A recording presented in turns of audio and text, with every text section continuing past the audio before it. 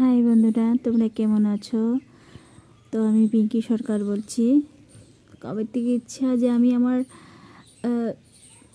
নিজের কথা তোমাদেরকে একটু জানাই।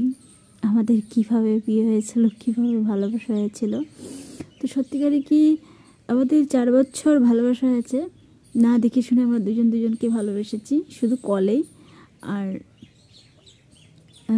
রোল নম্বর না, একজন দিয়েছিল, আমার পাতানি দাদা একটা হয়, সে ওকে জিজ্ঞেস করলো, ওর সাথে কাজ করতো।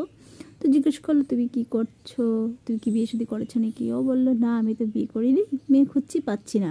তো সে বললো, আমার একটা বোন আছে, তুমি দেখতে পারো। তো ওর সাথে সাথেই বললো, ঠিক আছে দেখাও। ওর সাথে সাথে আমার দাদা কী করলো, ভিডিও কল করলো। আর ও পিছন দিকে ছিল। এক দেখাতে ওর মনে একটু একটু জায়গা হলো,